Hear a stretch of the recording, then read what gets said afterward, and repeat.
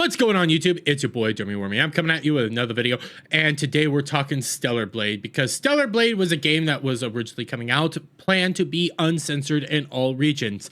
It starred a very beautiful woman in the form of Eve, who was very luscious. She was modeled after a real Korean model, had beautiful assets, and her face was designed by a real Korean woman. She was beautiful. She was easy on the eyes. People loved her, and she came in various outfits that people were very excited to see and excited to play with. But through this, we ended up seeing something very interesting happen, because it started off with Shift Up censoring out a random graffiti in which it was placed to say hard R. It was then censored out, and honestly, if anybody ever thought that this was racist, that says more about you than it does this particular area, which was just a random graffiti posting in the game. But hey, this got censored out and changed to crime R, which is arguably more racist than hard R. But as time went on, we ended up seeing this happen. Stellar Blade censorship acknowledged by Shift Up. That's right, we ended up having them actually acknowledge that they did censor the outfits. Now, the argument for why they did censor the outfits, I don't know if it's 100% accurate, but it is essentially that they actually took copyrighted clothing that was of actual like lingerie, actual like particular designs, and they did not get the approved rights to come out and use these lingerie in their video games, so they had to censor it. But they did backpedal on what it is they promised everybody. They said they would not censor the game, but they ended up censoring the game. Now, that is one of the excuses. I don't know how accurate that excuse is, but that is just one of them. But throughout all of this censorship, we ended up having Mark Kern, aka Grums, put out an 8-step plan, including a change.org petition, informing Shift Up that, hey, you are not happy with what's actually going on here, saying people need to end their PS Plus accounts. But you see, like, there was a full-fledged protest. People wanted this game to be uncensored. They fought long and hard to get this, and as of last Friday, they got it. Stellar Blade returns uncensored outfits following fan campaign. And now you can see the two uncensored outfits right here. Now, it's a slight difference from what the censored outfits were. The censored outfits were the cyber bondage outfit and the bunny, holiday bunny girl outfit. And when you take a look at these two outfits, these were the original outfits that were planned to go out and have actual like playable effects on them. They finally gave them to the audiences. They finally said, here you go. And their slight differences is they took a few elements out of each particular piece of clothing, changed it up enough that would allow them to use this style in game without needing the copyright holder's permission. And there you go. And I've seen a lot of people come out here and say, well, this isn't a win. There's no way that this is a win. This isn't the win we think it is, because the original armor is still in the game. The censored armor is still there. You have this particular style of armor now going around, and it's like, no, it's a win. This is a win for gamers. Mark Kern got a win. Gamers, you guys got a win. Just because it's a different color doesn't mean that this isn't a win. You now got what you guys wanted. They had to work around a clothing issue. They had to work around a actual copyright issue. So when they do these slight issues here to make it actually copyright free, that's an important thing to take away from this. And that's important to the gamers because they recognize what you actually said. They recognized what it is that you guys wanted, and they have delivered it to you.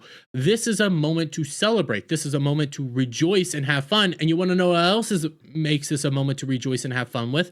Over here, Kotaku, Forbes, and IGN salty over Stellar Blade win for gamers. Oh, this is a beautiful one, because we come over here to Mark Kern real quick. This is from Forbes, or Paul Tassi to be more specific. Paul Tassi has since lost his high regard amongst gamers via the Sweet Baby Ink stuff and the Stellar Blade stuff. But you come over here to Twitter to actually read what Grums had to say. Paul Tassi at Forbes are so mad right now.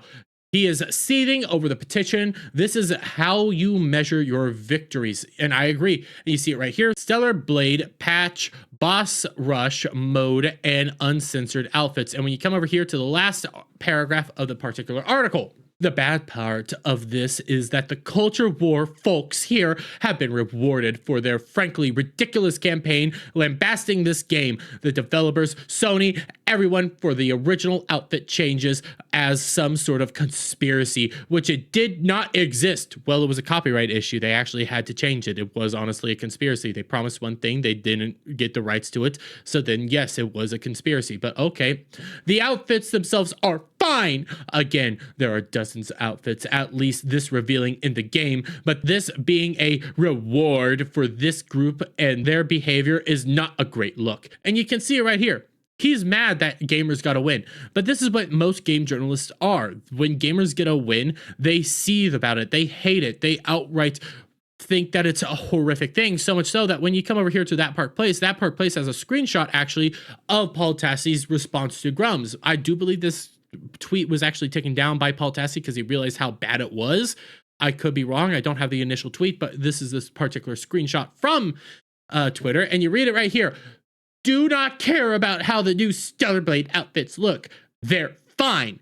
Giving these guys a win absolutely sucks, and they'll be dining out on it forever. So yeah, I'm not thrilled about it. He's not thrilled as a game journalist that gamers actually got a win. Gamers got something that they actually liked. Gamers got something that they were rejoiced about and fought hard to honestly get. And you have Shift Up listening to gamers, Shift Up listening to people that actually, buy their game, participate in their game, and want to play their game.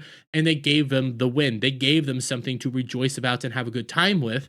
And that's something that's honestly good. You can see Paul Tassie here seething about it because Shift Up listened to the audience. I also pointed out that Kotaku wasn't too happy that gamers got a win. From Kotaku, Free Stellar Blade movement can't decide if new outfits are sexy enough. And we come back over here to the Fandom Pulse article, and you scroll down here to what Kotaku ended up saying. It's even more deranged. Ethan Gotch was equally salty about a win for gamers. In his article for Kotaku titled Free Stellar Blade Movement Can't Decide If New Outfits Are Sexy Enough, he attempted to deride Mark Kern and the whole hashtag Free Stellar Blade movement, saying proponents of the Free Stellar Blade petition are calling this a massive victory and preparing to pack up their bags before moving to a new front line in the gaming culture war. Please sign the petition, which will now be sent as a gift to Shift Up, tweeted 56-year-old Mark Kern. So many have helped to make this possible. Everyone worked so hard. Now, this particular petition over on change.org hit about 100,000 signatures. Myself, I was also an individual that did sign the petition outright. I thought it was a good petition. I thought gamers needed a win, and it is a good time to rejoice in this win. But as you can see right now, Kotaku's like, they're just going to move on to another one. They're getting power. They're thinking that this is a win. We need to stop giving them this win, because they don't like gamers. They don't respect gamers. They don't think gamers deserve anything, and they should just sit down and take what is given to them and be happy about it, even when you have moments in which, let's be fair here, Shift Up, lie to the audience, lie to everybody, and then bait and switch them. Let's not mince hairs here. That is what happened. Yes, it was a copyright issue in the long run, but that's still not justification for what happened and what went wrong in this whole movement.